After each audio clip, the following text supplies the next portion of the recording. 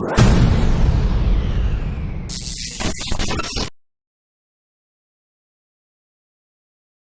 of the things that's really hard is just building anything that's going to be distributed.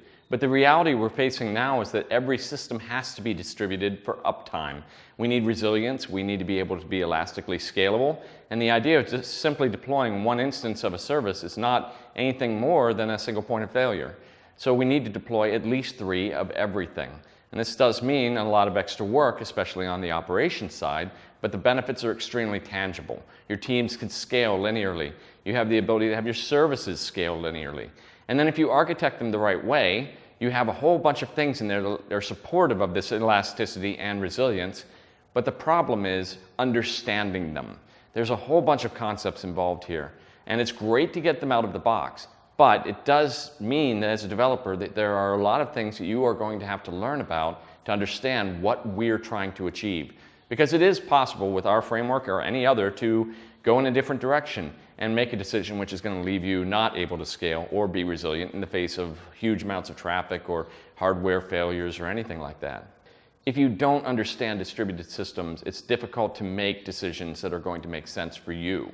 So while it's great that tooling is coming out from us and other companies that are helping you build these kinds of systems, the onus is still on the developer to make sure that they understand what we're trying to achieve and why.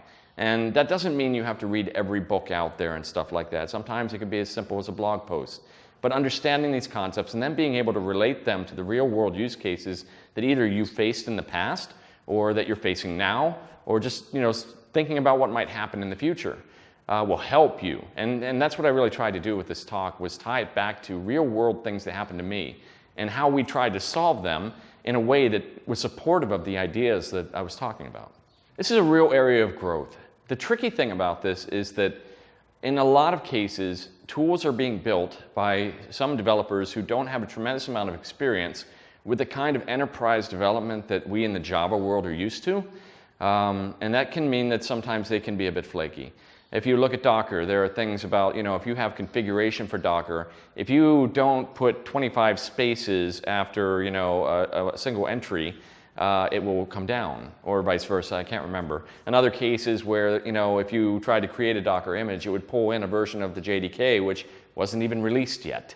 So, we have to look at the tools really closely, and we have to make decisions about the stability and performance of them in our environments and whether they're worth what they're giving us.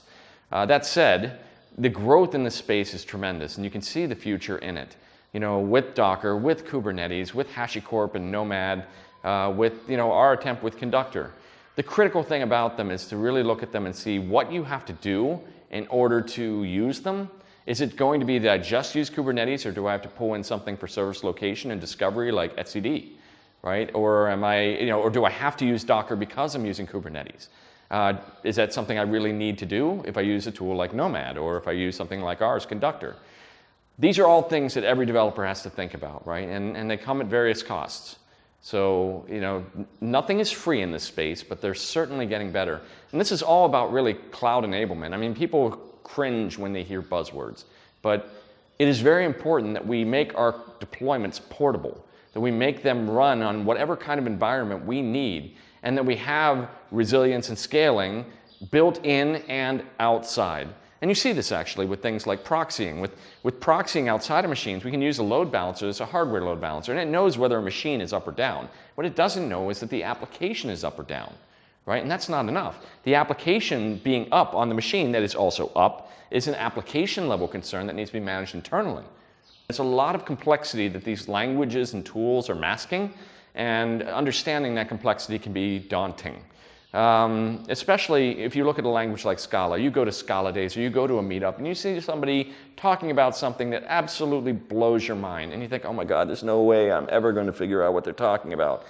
There's a path that simply has to be walked, and I know because I had to do it. In 2009, I became a Scala developer because someone told me I had to, and they didn't send me into training, and they didn't buy me a book. I had to go out and buy my own. And I was fortunate that I was working for a company that was very patient with the developers and helping us make mistakes, and it was okay because they knew that this was really challenging. We were doing asynchronous programming with Scala, a language we'd never used, and worrying about concurrency in a way we never had to think about before. when you want to get started, a good path is to not make yourself do work in a critical, path of your code. Starting by writing your tests in another language is always a really good way. Because so long as it's compatible on the platform where they run, this is an example of, say I'm an Erlang developer and I want to start using Elixir or something, I might be able to write my tests in Elixir with Ruby syntax. And that would be a really powerful way to start working on this new language and understanding it before I start writing actual production code. But once I've progressed beyond that, talk to the communities. They're available online, they're available at meetups, and everybody is extremely helpful in all of these technologies. And they'll help you define a path, not just for you, but also for your organization. Because inside of your organization, the one really scary thing is that one person is going to run off and say, we're using this, and I'm the only person who understands it, and boom, I go on vacation for a week, and everybody's lost. That's a really bad thing. Instead, if you want to take on a leadership role inside of your organization, or if you want to help other people do that because maybe you're shy and it's difficult to speak in front of people, set up lunch meetings. Just go and find a conference room or something like that and talk about it and get other people enthusiastic about what it is and what's going, what you want to do. And even if it's architectural stuff and not language specific or framework specific, these are really good things for every organization to be doing, and they should be supportive of it. They should want to buy you pizza once a week in order to have everybody learning these concepts, and then never move beyond them until more than several people understand what it is you're using there. If you start adopting Scala, you start adopting Docker, don't start using it in a way that everybody else doesn't understand until you had one of those meetings. Oh goodness, there were several talks that were just simply amazing. Just trying to think of them off the top of my head, one that really stood out for me was Heidi's talk about distributed consensus and describing all the different kinds of Paxos that there are. And I can't even name them all. Multi-Paxos, ethereal Paxos, it's just mind-blowing. I don't even think about Paxos. I always think of basic Paxos, right? And Raft, and she did a really great job of breaking that down. And another talk that I really enjoyed was, the talk about the Panama Papers and the technology they use, but also here they expose to us a way that we can ourselves start exploring what they've uncovered.